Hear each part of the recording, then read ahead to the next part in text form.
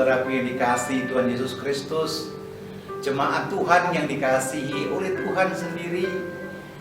1 tahun lebih pandemi ini ada di Indonesia, tetapi puji Tuhan, sampai hari ini kita masih diizinkan ibadah sekalipun online. Kita percaya hadirat Allah tetap ada dalam keluarga saudara, hadirat Allah tetap ada dalam rumah tangga saudara, hadirat Allah ada tetap dalam pekerjaan, bisnis, serta anak-anak saudara sekalian. Dan percayalah, ketika Tuhan ditinggikan, Tuhan Yesus yang diagungkan, Dia akan menarik banyak kemuliaan turun atas saudara dan saya. Sebelum kita beribadah merenungkan firman Tuhan, mari kita datang kepada Tuhan, kita berdoa, kita minta tuntunan Tuhan. Dan saya berdoa semua kita yang ikut ibadah online, baik di rumah maupun di jalan atau dimanapun Anda berada, kita tetap fokus kepada kemuliaan Tuhan. Tundukkan kepala kita berdoa. Bapa Allah yang baik, di dalam nama Tuhan Yesus Kristus, kami datang kepadamu ya Tuhan. Kami siapkan tubuh, jiwa, dan roh kami untuk mendengarkan sebahagian daripada sabda firman. Karena kami tahu persis rohani kami perlu asupan daripada firman itu sendiri. Kami membutuhkan tuntunan. Kami memerlukan arahan-arahan sorga. Kami rindu mendapatkan teguran-teguran Allah, supaya kami berjalan tidak menuruti kemauan kami sendiri. Biar kami juga berjalan tidak mengandalkan kekuatan kami, tapi kami mau Tuhan, Engkau yang menuntun kami, Engkau yang menolong kami, Engkau yang memberikan arahan-arahan atas kami, sehingga hidup kami berkenan di hadapan-Mu. Kami persiapkan tubuh, jiwa, dan roh kami untuk mendapatkan teguran-teguran, dan kami siapkan juga untuk mendapatkan jawaban-jawaban ilahi. Kami juga menyadari ketika firman-Mu disampaikan, ada kuasa iblis setan yang tidak senang ketika kami diberkati oleh firman-Mu. Oleh sebab itu, di dalam nama Tuhan Yesus Kristus, kami berdoa, segala kuasa-kuasa iblis si jahat yang coba-coba mengganggu dan mengambil benih yang tertabur oleh karena firman-Mu, kami tolak kuasanya, kami halau di dalam nama Tuhan Yesus Kristus. Sehingga pemberitaan firman ini boleh maksimal, jatuh ke tanah yang subur, bertumbuh dan berbuah lebat, sehingga yang nampak atas kami bukan kami lagi, tapi Yesus yang hidup atas hidup kami. Kami dikuatkan, kami ditegur, kami diberikan jawaban, dan kami boleh mengalami perubahan. Dalam nama-Mu kami percaya ada mukjizat dalam firman-Mu. Dalam nama-Mu kami percaya ada jawaban dalam firman-Mu. Dan kami percaya di dalam firman ada kelegaan yang datang atas hidup kami, sehingga yang lemah Engkau kuatkan, yang sakit Engkau sembuhkan, yang terikat Engkau lepaskan, yang putus asa Engkau berikan pengharapan. Bapa, berbicara, kami siap diberkati.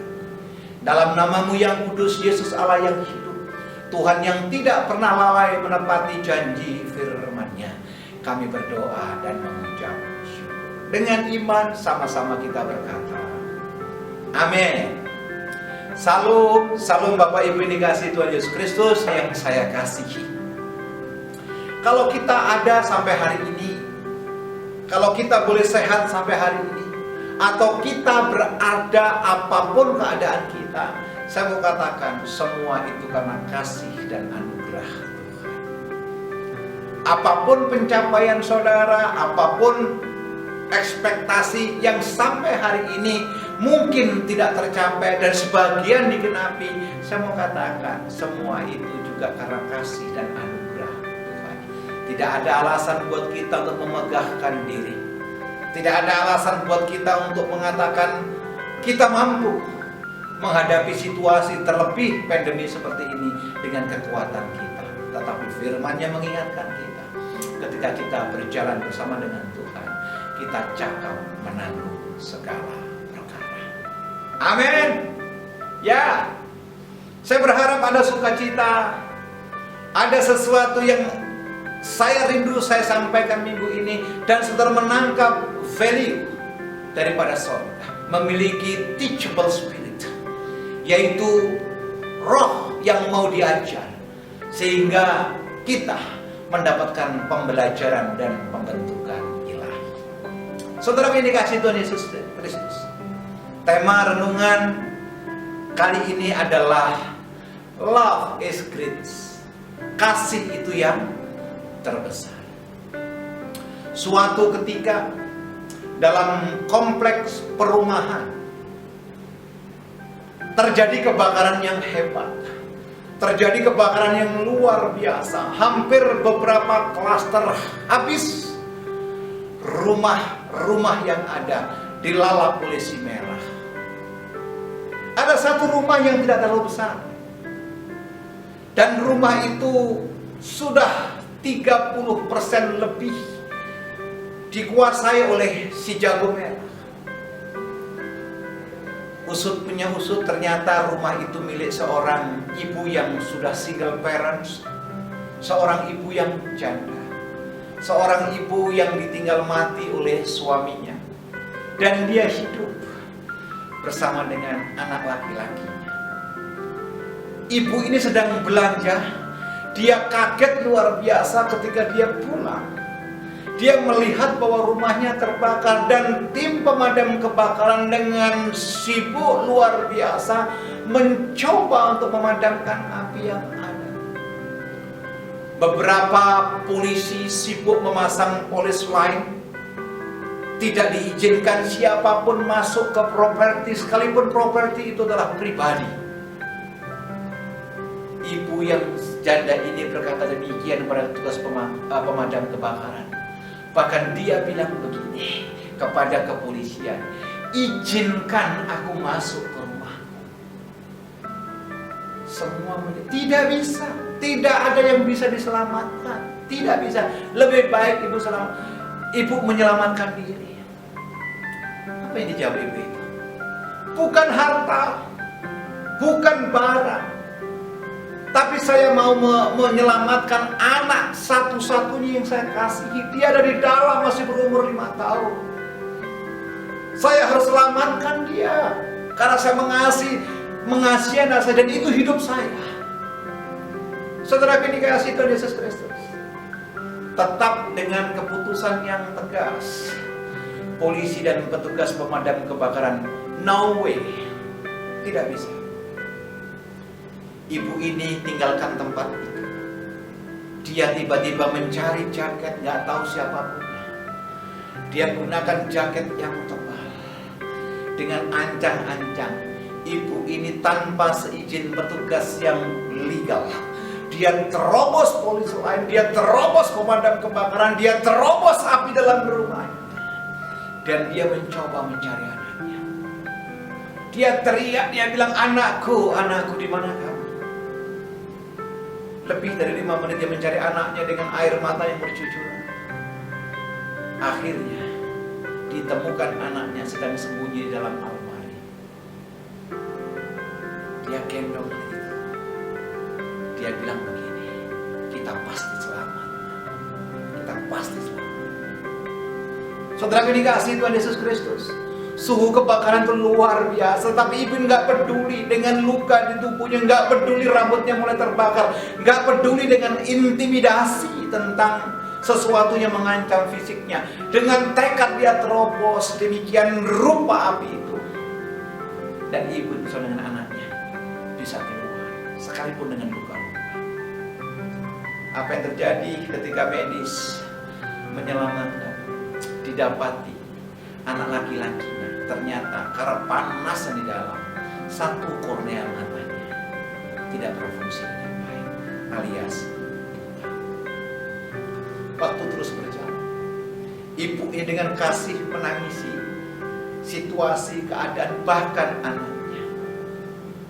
Dia bilang begini, aku sudah tua, masa depanku apa sih? Tapi si anak ini.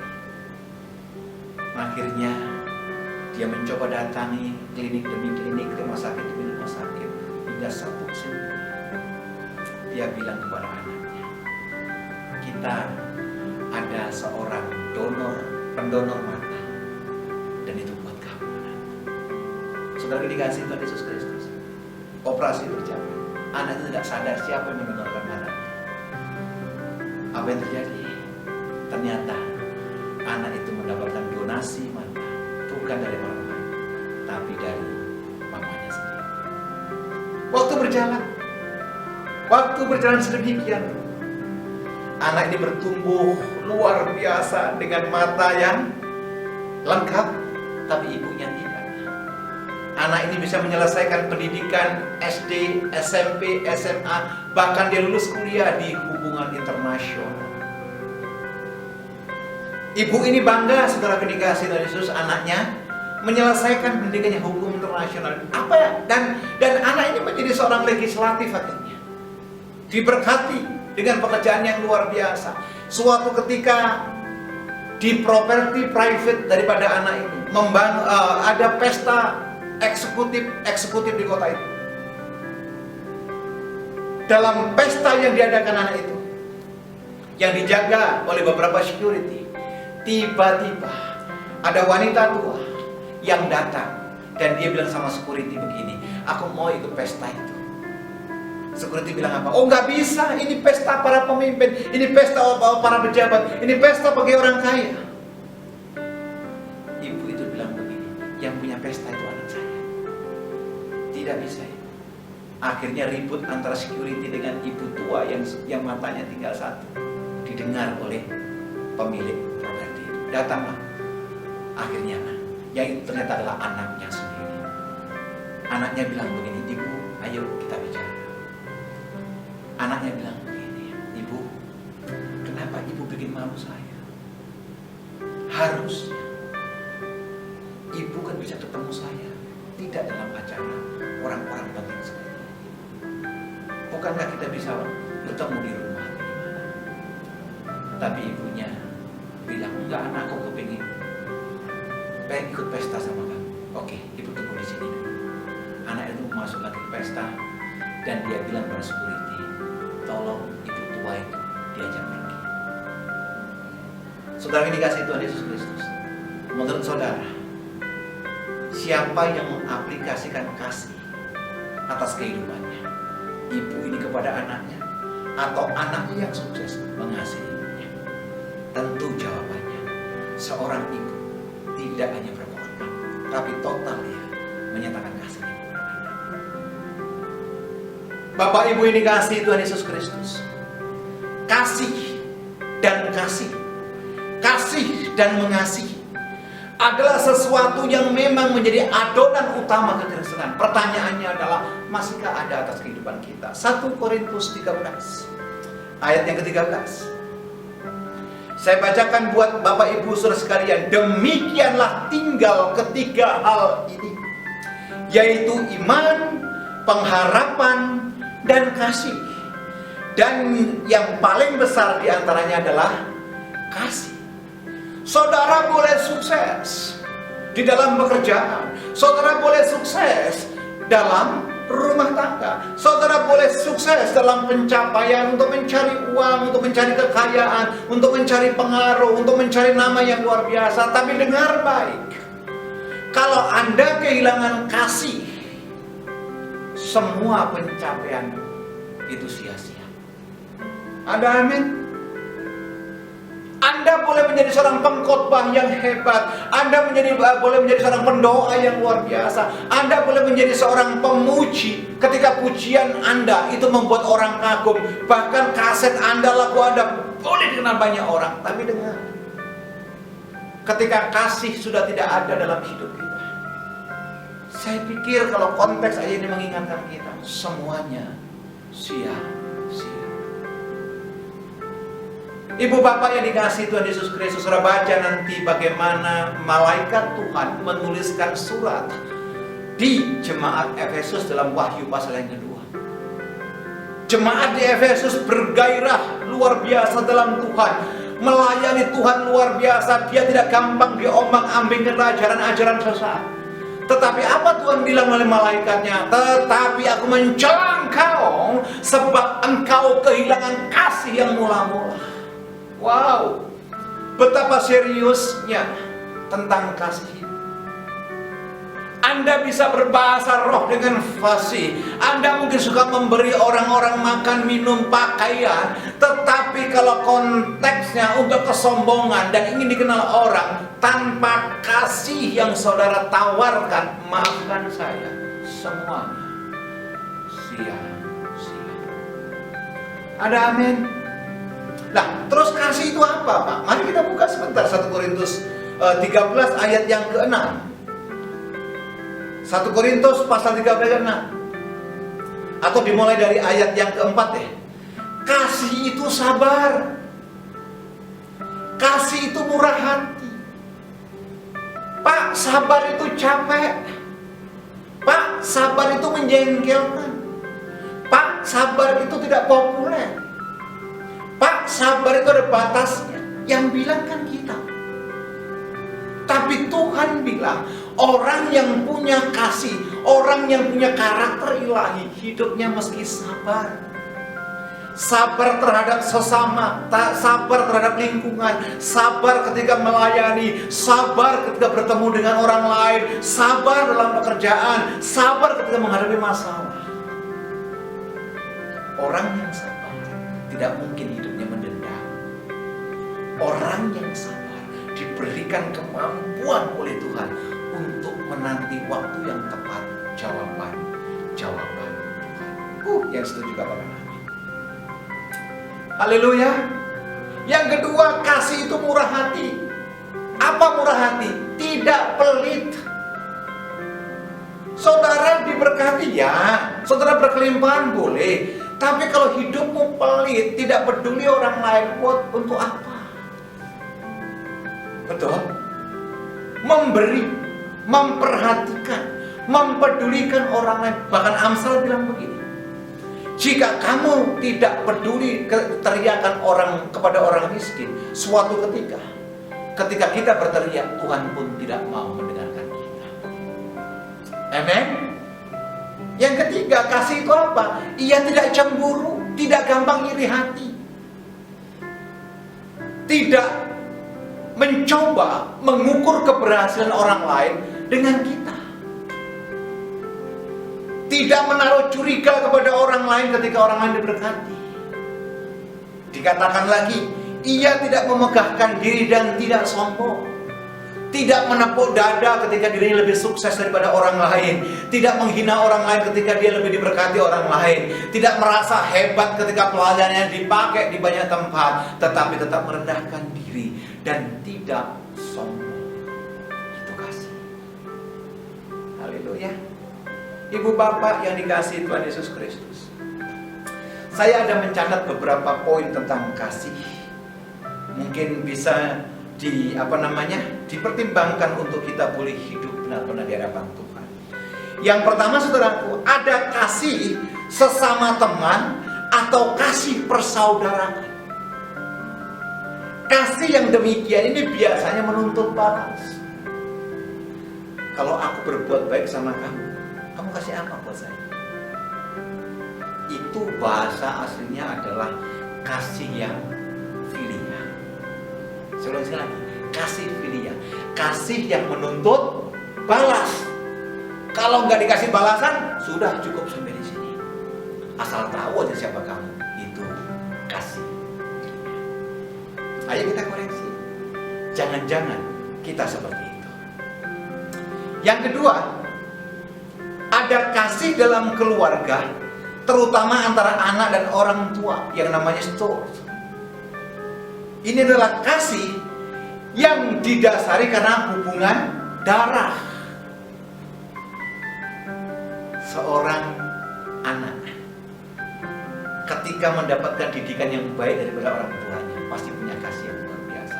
Demikian orang tua akan memberikan yang terbaik buat anak-anaknya. Amin. Saya punya pengalaman yang cukup unik dalam kehidupan Bapak Ibu Saudara dikasihi Tuhan. Saya dulu ketika kuliah, sebelum ke teologi, 3 fakultas saya ikut kuliah. 3-tiganya tidak selesai karena faktor ekonomi, karena saya kuliah mencari dana sendiri. Sampai di suatu titik saya bilang begini, Tuhan, mungkin saya nggak jadi sarjana, tetapi anak-anak saya harus jauh lebih baik daripada saya. Puji Tuhan, kedua putri kami yang sudah besar sudah menjadi dua-duanya di sarjana, satunya dokter, satunya sarjana ekonomi. Dan yang luar biasa, saya diizinkan Tuhan menyelesaikan S3 teologi saya. Kalau Tuhan yang membuka dengan kasih, tidak ada satu pun yang dapat menutupnya.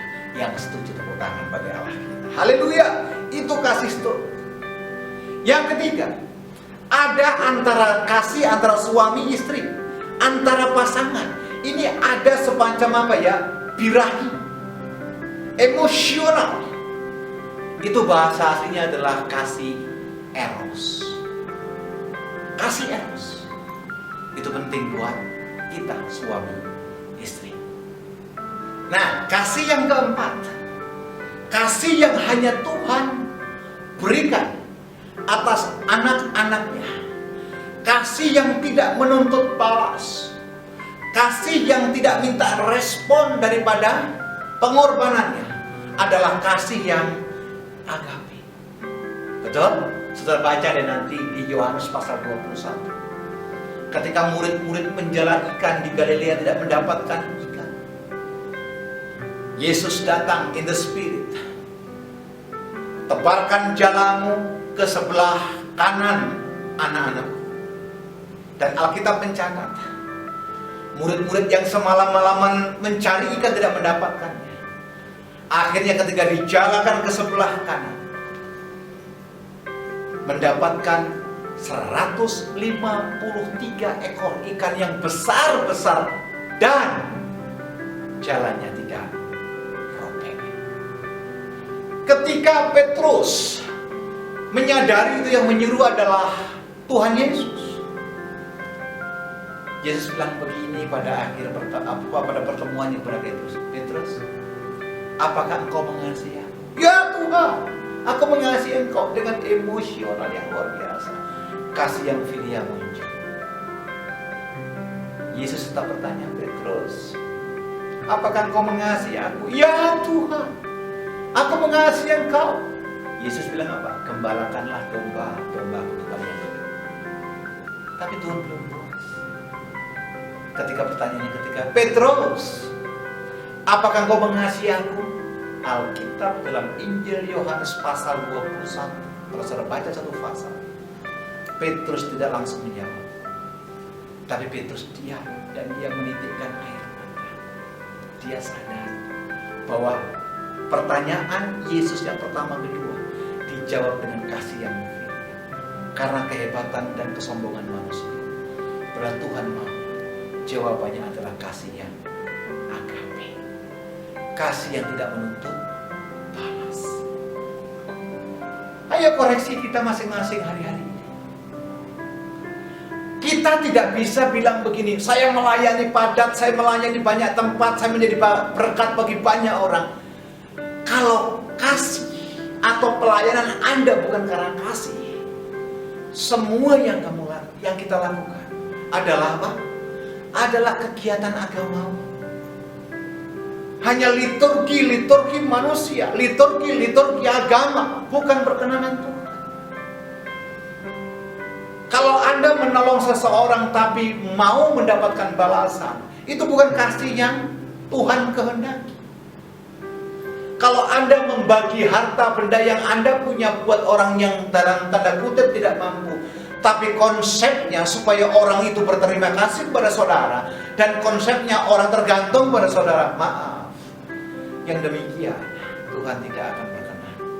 Ayo dengan cepat kita buka sebentar 1 Yohanes 4 ayat 8. 1 Yohanes 4 ayat 8. Firman Tuhan berkata demikian, barang siapa tidak mengasihi, ia tidak mengenal Allah, sebab Allah adalah kasih. Betul? Jadi siapapun yang mengaku sebagai pelayan Tuhan, siapapun yang mengaku sebagai hamba Tuhan, siapapun yang mengaku orang Kristen, tetapi kalau hidupnya terus dipenuhi dengan kebencian, luka, kekecewaan, dendam, cemburu, mulai kehilangan kasih atas kehidupan. Bahkan satu yang mengingatkan demikian, kalau engkau tidak mengenal kasih, engkau tidak mengenal siapa Allah, sebab Allah adalah kasih. Ibu bapak yang dikasihi Tuhan Yesus Kristus, situasi yang seperti ini memang agak sulit kita mengaplikasikan kasih. Betul, situasi yang demikian memang tidak gampang kita mengaplikasikan kasih. Tetapi orang yang dekat dengan Tuhan, orang yang sungguh-sungguh dalam Tuhan, saya percaya hidupnya dengan kasih yang luar biasa. Kita buka sebentar Lukas pasal yang ke-11. Lukas pasal yang ke-11, saya akan carikan buat Bapak Ibu Saudara sekalian ayat yang ke-42. Lukas pasal 11 ayat yang ke-42. Tetapi celakalah kamu hai orang-orang Farisi,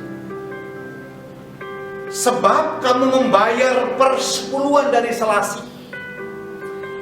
inggu, dan segala jenis sayuran, tetapi kamu mengabaikan keadilan dan kasih Allah. Yang satu harus dilakukan dan yang lain jangan diabaikan. Jadi Bapak Ibu yang dikasihi Tuhan Yesus Kristus, iman percaya kita itu komplit, lengkap, arahan Tuhan itu jelas buat kita. Kita tidak bisa melakukan liturgi dengan kudus kusuk luar biasa, tetapi praktek dan aplikasinya tidak nyata. Celakalah kamu hai orang-orang Farisi, orang-orang yang tahu firman, orang-orang yang paham nubuatan, orang-orang yang tahu kitab para nabi, tetapi tidak mengaplikasikan kasih dalam hidup. Amen. Bapak Ibu ini kasih Tuhan Yesus Kristus. Sedemikian rupa Tuhan konsentrasi atas kasih ini, karena kasih adalah yang terbesar. Kasih adalah sesuatu yang tidak luntur oleh karena keadaan. Kasih tidak lapuk karena pergumulan. Kasih tidak retak hanya karena gesekan. Karena kasih menutupi banyak pelanggaran. Yang setuju katakan amin. Mungkin opa, oma, om, tante, kakak, adik, opung boru, opung doli yang di rumah ikut ibadah, coba pandang satu sama yang lain dan katakan bersama saya demikian: kita harus memiliki kasih yang tanpa pamrih. Kita harus melakukan kasih dimulai dari rumah dengan tulus hati. Kita mengaplikasikan firman kasih itu dengan sungguh-sungguh. Amin, saudara dikasihi Tuhan Yesus Kristus. Tidak ada gunanya kita berbahasa roh dari Senin sampai Senin kalau aplikasinya tidak ada dalam hidup kita. Tidak ada gunanya saudara diam di menara doa dari pagi sampai pagi kalau hidup ini disertai dengan kebencian dan sakit hati. Tidak ada gunanya, maaf, persembahanmu yang mungkin berlimpah, perpuluhanmu yang mungkin diketahui banyak orang dengan jumlah yang aduhai karena kesuksesan saudara. Betul? Pengabdian saudara di gereja yang luar biasa. Tetapi kalau sekali lagi kehilangan kasih, Tuhan bilang apa? Tidak bisa diabaikan satu sama yang lain. Amin. Makanya di banyak tempat selalu saya sampaikan, di banyak kesempatan mimbar selalu saya sampaikan, kita tidak boleh pilih-pilih kepada orang yang mana kasih itu kita aplikasikan, tapi kasih harus kita berikan kepada semua orang. Yang setuju katakan amin. Tidak boleh orang yang baik sama kita, yang suka memberi kita berikan atensi lebih, kita berikan kasih yang lebih. Tapi kalau ada orang yang tanda kutip tidak memberikan keuntungan buat kita, tidak ada dampak buat kita, kita datang, kita tidak ada ekspresi sama senang ngasih, nggak bisa seperti itu. Saudara memberi, pastikan konsepnya kasih. Saudara mengampuni, pastikan konsepnya kasih. Saudara melayani, pastikan konsepnya kasih. dan saudara melakukan kehendak Tuhan, melakukan firman Tuhan, konsepnya semuanya adalah kasih. Tidak gampang memang Pak, tidak gampang Bu, apalagi orang-orang yang suka nyakitin kita, orang-orang yang mengecewakan kita. Tetapi ketika kita lakukan, saudaraku, saya percaya kok perkara kita Tuhan yang beri. Masalah kita Tuhan yang campur tangan. Pergumulan kita Tuhan yang berikan jalan keluar, dan sakit kita Tuhan yang berikan kesembuhan. Yang setuju, tepuk tangan bagi Allah kita. Katakan haleluya. Amen. Saudara dikasihi Tuhan Yesus Kristus, ada satu penghukuman, ada satu konsekuensi, ada satu punishment yang Tuhan berikan ketika barang yang satu ini, yang namanya kasih, mulai tereliminir atas kehidupan kita. Amen. Amen. Ayolah Bapak Bu yang dikasihi Tuhan, kalau kita betul-betul aplikasikan kasih, pertama dalam rumah tangga kita, suami dengan istri, anak dengan orang tua, menantu dengan mertua, ipar dengan ipar, saya percaya loh, sorga sudah kita nikmati di dunia ini sebelum kita masuk sorga yang sesungguhnya. Tapi kalau yang adanya perdebatan, pertikaian, saling menyalahkan, saling menghujat, saling menghukum, saling menuduh, wow, kita sudah ada merasakan neraka sebelum kita masuk neraka. Bolehnya miliki kasih yang Tuhan mau untuk kita kerjakan, dan percayalah Tuhan pasti bela saudara dan saya. Tepuk tangan bagi Allah kita. Saya pernah melayani dalam satu pelayanan di daerah Cinere. Ada seorang ibu yang mengundang kami waktu itu untuk datang ke rumahnya berdoa buat suaminya. Saya datang ke tempat itu. Ternyata suaminya ada di tempat tidur karena kena stroke.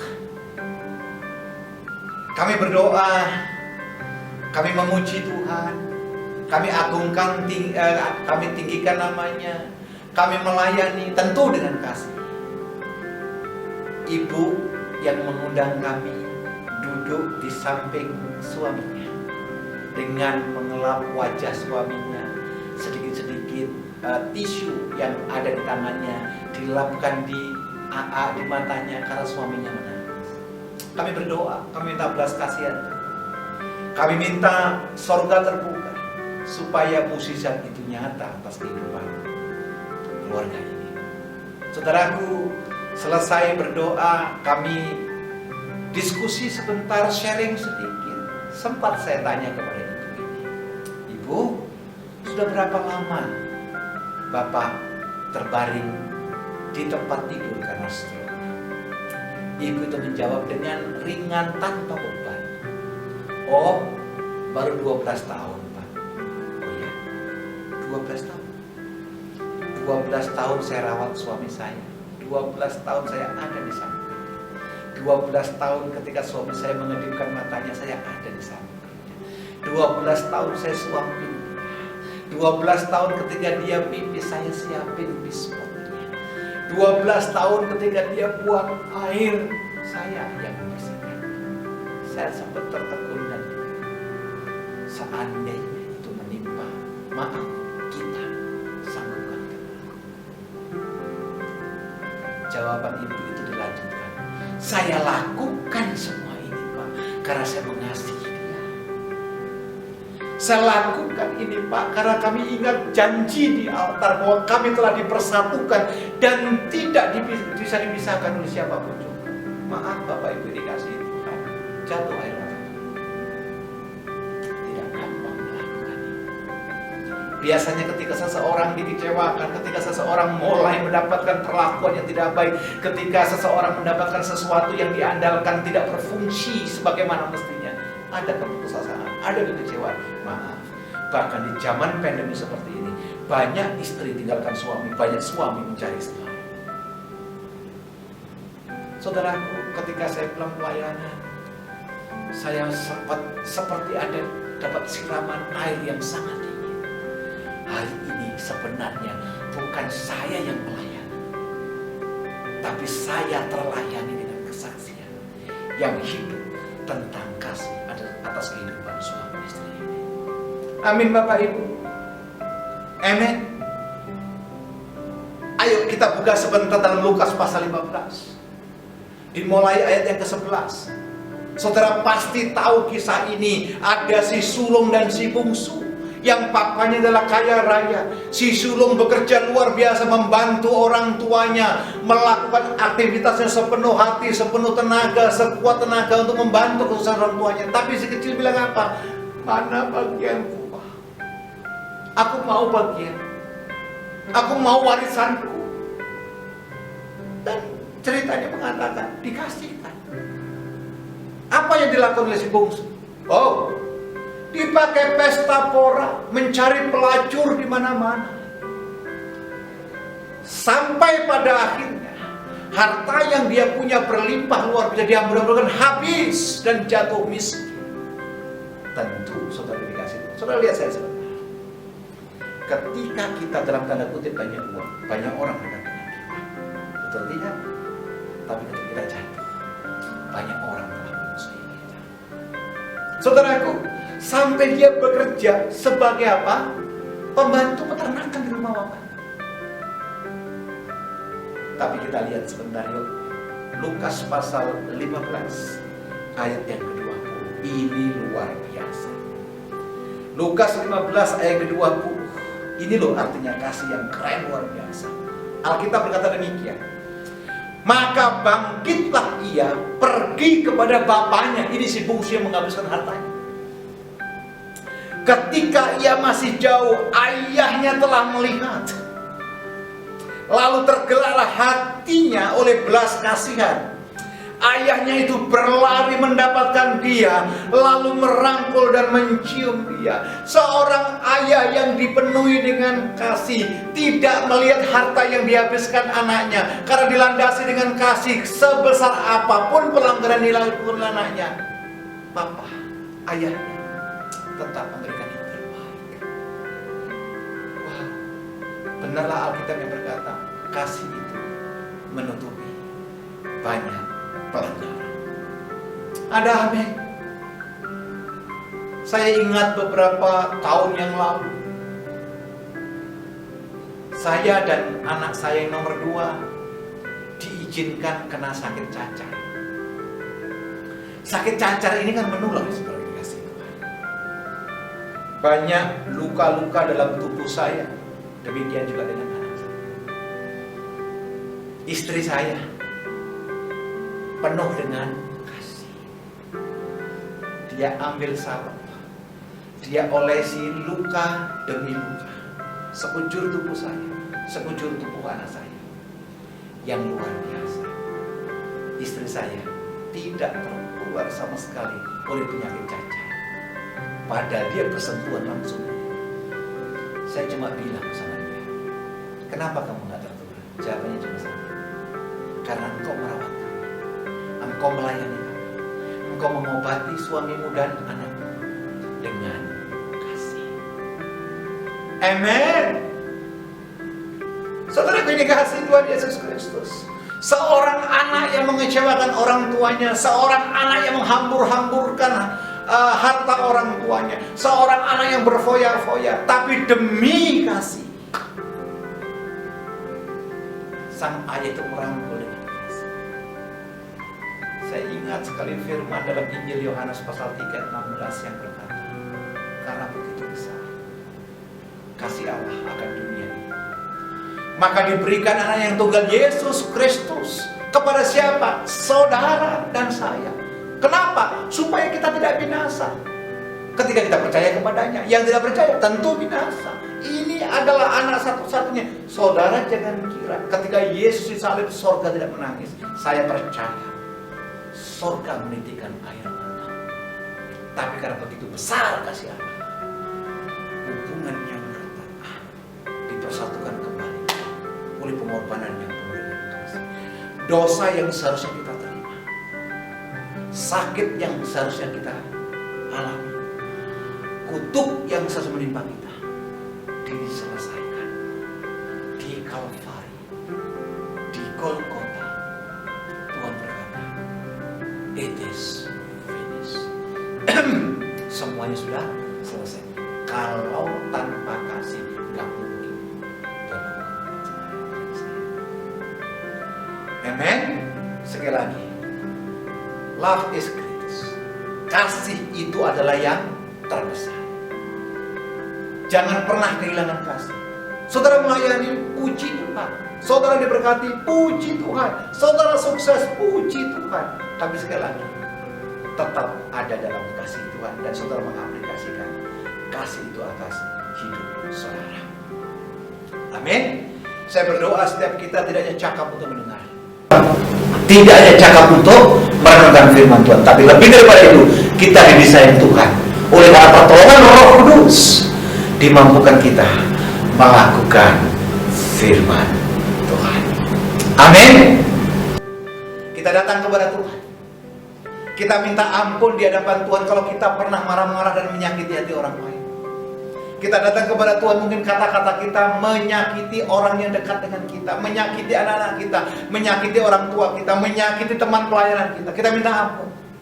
Dan biarlah firman yang boleh kita dengar hari ini dimateraikan atas hidup kita, dan kita berjalan seperti yang Tuhan mau, yaitu di dalam kasih. Jangan keraskan hati. Jangan mulai hitung-hitungan tentang aplikasi kasih. Lakukan saja bagian. Tuhan akan melakukan bagiannya lebih dari apa yang kita pikirkan dan doakan. Kita datang kepada Tuhan. Bapa Allah yang kasih, kami mengucap syukur kepadamu. Tuntunanmu jelas atas kami. Arahan-arahanmu jelas bagi kami.